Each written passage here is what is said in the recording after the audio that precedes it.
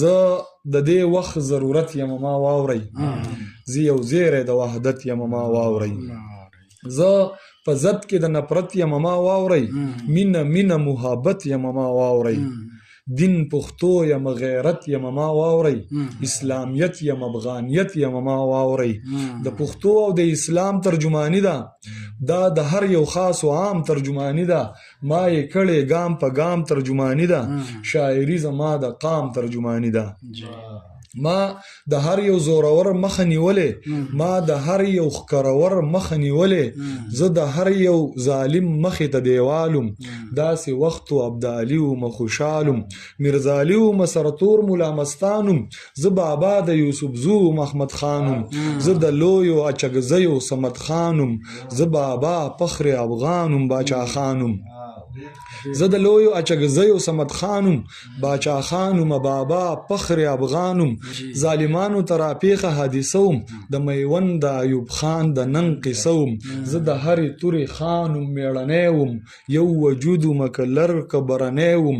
ګیلمنو معارفو مارمانم، ژوندی غږ د پښتنو کاکړ عثمانم. زه د هرې تورې خانم میړنی وم، یو وجود مکلر کبرنی وم. ګیلمنو معارفو مارمانم، ژوندی غږ د پښتنو کاکړ عثمانم. اوس په سل ځایه ټوټې یم تقسیم یم، اوس په سل ځایه مات یم نیم نیم یم. اتفاق او اتحاد د منځه تللی، خپلواکي او خپل هیواد د منځه تللی. بس د امن نغارې وهو روان یو، په سړکونو کې نارې وهو روان یو. وس مو نشته زور مو نشته زر مو نشته، شمله چاته ور په سر کړو سر مو نشته. په تاریخ کې مو اکثر سړي وجلي، مونږ په خپله د خپل سر سړي وجلي. په تاریخ کې مو اکثر سړي وجلي، مونږ په خپله د خپل سر سړي وجلي. د غیرت او د غرور مثال به درکم، د ژوندي اتل منظور مثال به درکم. نن سبا پسې روانې مسخرې دي، منظور څه شو منظور ورک دی دا نارې دي. دا لا سکې د دې بل کردار ته ګوره، دا لا سکې د دې بل کردار ته ګوره. پردي پرېږده د دې خپل کردار ته ګوره. د اتیا زره سړو قاتل ته خاندي، بې پښتو دی د پښتو قاتل ته خاندي. ستاسو خیال دی لیونو قاتل ته خاندي، یو پښتون د پښتنو قاتل ته خاندي. د اتیا زره سړو قاتل ته خاندي، بې پښتو دی د پښتو قاتل ته خاندي.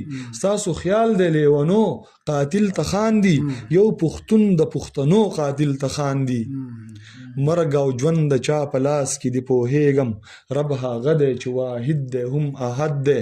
او بدې مه وایه دا خوله به دې کږه شي، په باغي باغي شاهد باندې خو حد دی.